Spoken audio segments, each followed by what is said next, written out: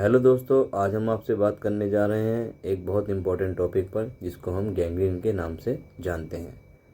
Gangrene कब होता है, क्यों होता है, इसके लक्षण क्या हैं, इसके प्रकार और इसका ट्रीटमेंट। आज इस वीडियो में हम इसके रिगार्डिंग बात करेंगे।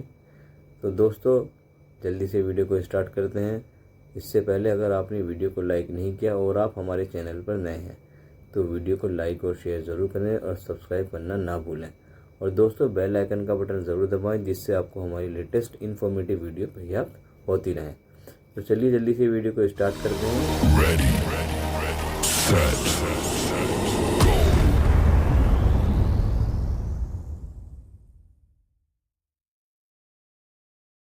और बात करते हैं गैंग्रीन के बारे में। दोस्तों देखिए, सबसे पहले हम बात करते हैं कि गैंग्रीन कब होता है। यह तब होता है दोस्तों जब आपके शरीर में रक्त का प्रवाह यानी ब्लड फ्लो की मात्रा कम हो जाती है। ये जिसको हम कह सकते हैं कि ब्लड फ्लो यानी रक्त प्रवाह कम हो जाता है और आपकी बॉडी में टिश्यू मर जाते हैं, डेड हो जाते हैं। और यह अक्सर आपकी बॉडी के किनारों पर होता है, जैसे पैर की उंगलियां या अंगूठा। और यह कहीं भी हो सकता है जहां ब्लड नहीं पहुंच पा रहा है। गैंग्रीन होने पर स्किन का कलर चेंज हो जाता है, जैसे लाल, भूरा, बैंगनी, हरा, काला जैसा दिखता है। उस पॉइंट पर छाले हो सकते हैं जिससे ब्लड या पस निकलता है। तो दोस्तों अब बात करते हैं कि गैंग्रीन क्या है।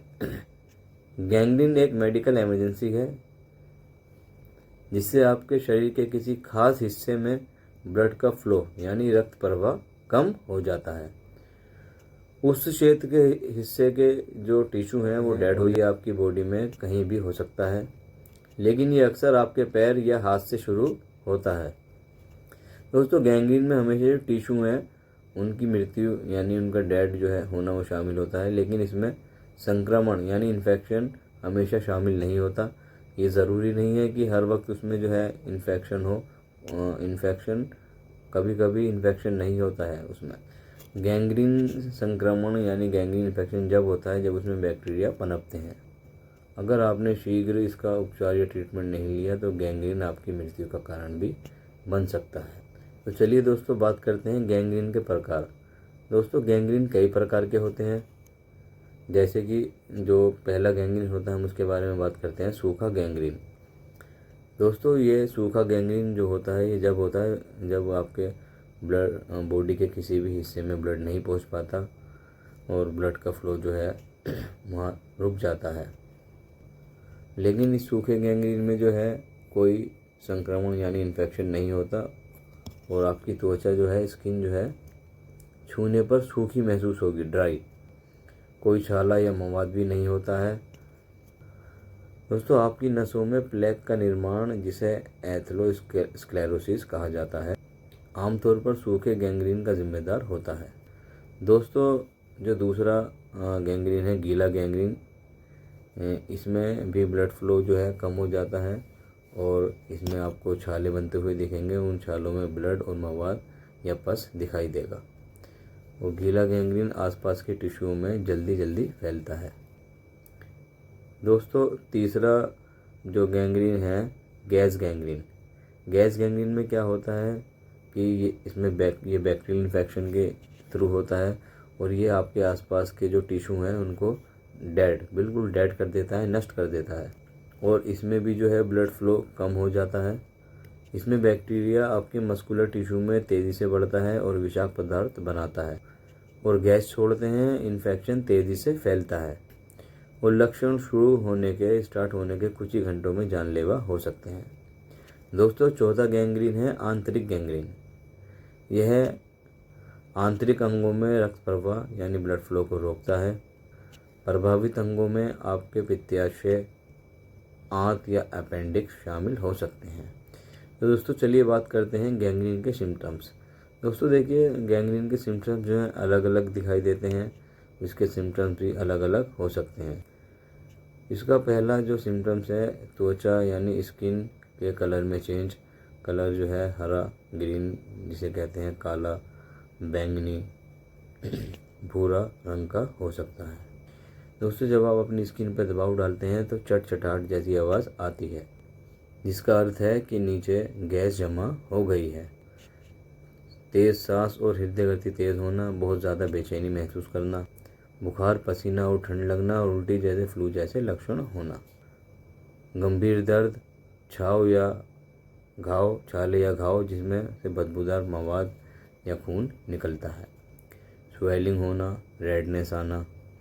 दोस्तों, अब बात करते हैं कि गैंग्रीन कैसा दिखता है। गैंग्रीन के कारण त्वचा यानी स्किन के कलर में चेंजिंग होती है, जो इस तरह है। ब्लड फ्लो की कमी के कारण स्टार्टिंग एज में आपकी स्किन सामान्य से अधिक पीली दिख सकती है, फिर इसका रंग लाल या लाल लाल हो जाता है। इसके बाद यह भूरे रंग में बदलता है और फिर यह बैंगनी या हरा या काला हो सकता है। यदि आपकी स्किन का रंग गहरा है तो इन रंगों के परिवर्तन को देख पाना मुश्किल हो सकता है। यदि संक्रमण यानी बैक्टीरियल इन्फेक्शन है तो आपको घाव या छाले दिखाई देंगे और उनमें बदबूदार मवाद, पस या ब्लड दिखता है और वो बदबूदार तरल पदार्थ बाहर निकलता हुआ दिखाई देगा। दोस्तों, अब बात करते हैं गैंग्रीन के कारण। गैंग्रीन के कारण क्या हैं? आपके शरीर के किसी खास हिस्से में ब्लड फ्लो की कमी गैंग्रीन का कारण बन सकती है। ब्लड आपके शरीर तक ऑक्सीजन, न्यूट्रिएंट्स और एंटीबॉडीज़ पहुंचाता है। जब आपके टिश्यूज़ को ब्लड नहीं मिलता है तो वो मरना यानी डेड होना शुरू हो जाते हैं। दोस्तों, यदि आपको ब्लड आर्टरीज को प्रभावित करने वाली कोई स्थिति है तो आपको गैंग्रीन का खतरा अधिक बढ़ सकता है।